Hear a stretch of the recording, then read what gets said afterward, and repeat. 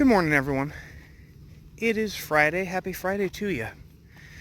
I hope it'll be a good one for you. The weekend's upon us.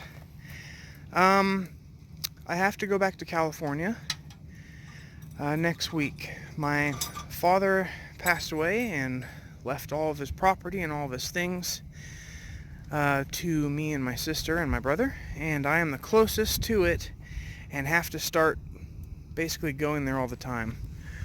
So it's way too expensive to live in Cali, y'all. Like, that's why I left, and after being there for just a week, I remembered why. So what we're doing is, we have this trailer here. It's full of trash. We're going to dump the trash on the side to our trash pit and use the trailer base to start building some sort of sleeping shell, because you want to charge me $65 to $250 a night for a tiny little space. I mean, we'll just build a box. Okay, so the plan is just going to flip this on its side, and then I'll come with the tractor and push it to the rest of the trash pile. The burned trash pile, that is. Well, it looks like I bent a couple things when I flipped it on its side, but it was actually kind of bent to begin with once we got the trailer, like since day one. Not a big deal. Just clean out the trash and we'll flip it back.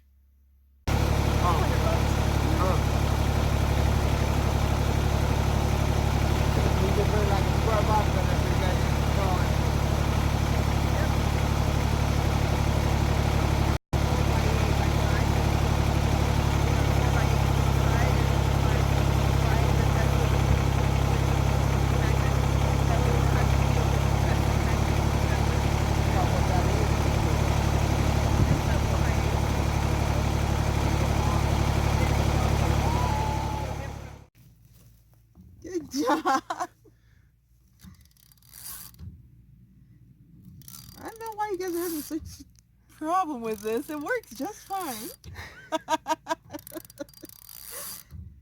Wow, amazing, huh?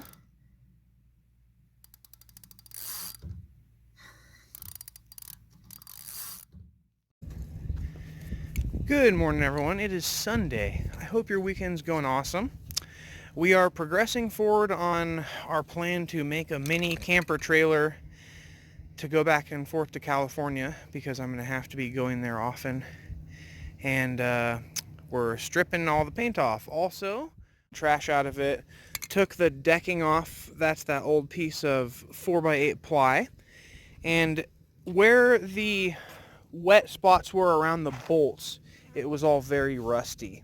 And so we've gone back. I went for like just 20 seconds to test out the grinder. Bianca went back and did the whole thing. All of the spots where there's a lot of rust that was exposed has been hit with the grinder and surface treated. And now I'm going back with this product. It's called Rust Reformer, and it actually converts the rust to something not rust. Don't know how it works. Not an actual chemist. Not either a sponsored video. I'll let you know if it's terrible later, I suppose, when I'm annoyed with it or amazed by it.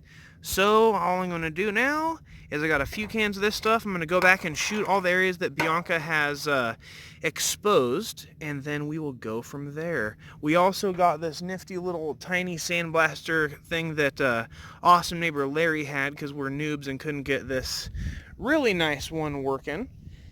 So we will see about maybe going back and touching up some of the fasteners and stuff like that that may be subject to rust in the future. You can see it kind of blistering up the paint here. And so that's the next step. Well, this little sandblaster thing works way better than I expected it to. Primed it in most of the problem areas. Taking a break right now. It's getting a little warm. Sun's at high. Moving right along. Oh goodness.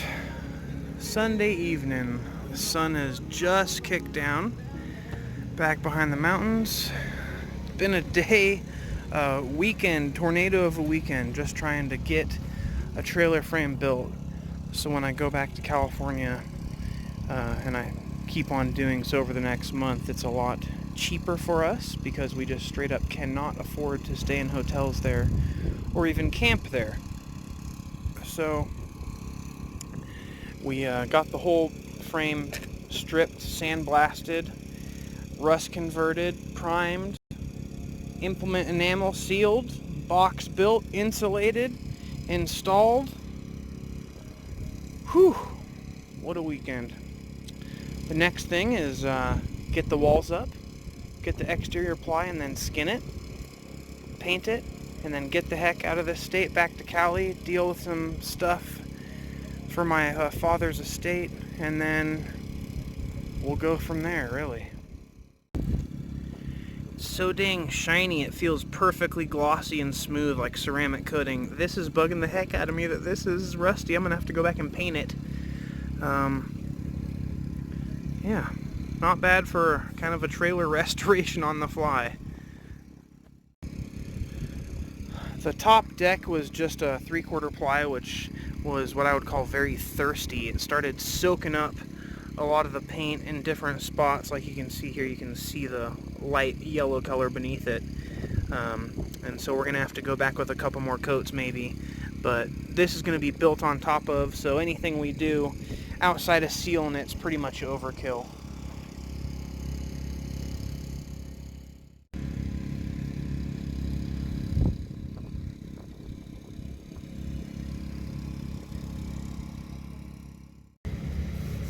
Just a wee bit of leftover insulation, the rest of the lumber that we're going to be using to finish up the framing. And here are the walls right now. They're not completely pulled together or tightened up, I'd say, like some of the exterior or end grains exposed here, so we can shoot inside it. And then we're going to go ahead and pull this nice and tight.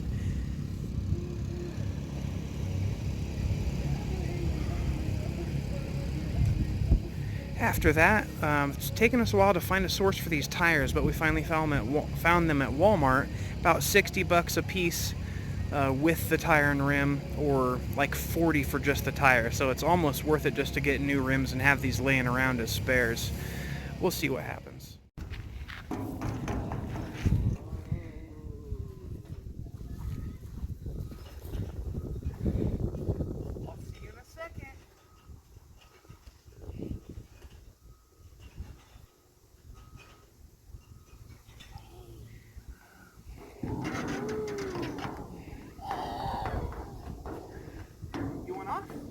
Okay, come on off.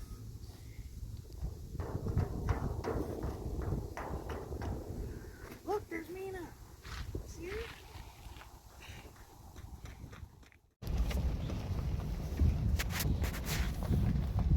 Headed back to the farm, the homestead, whatever you want to call it.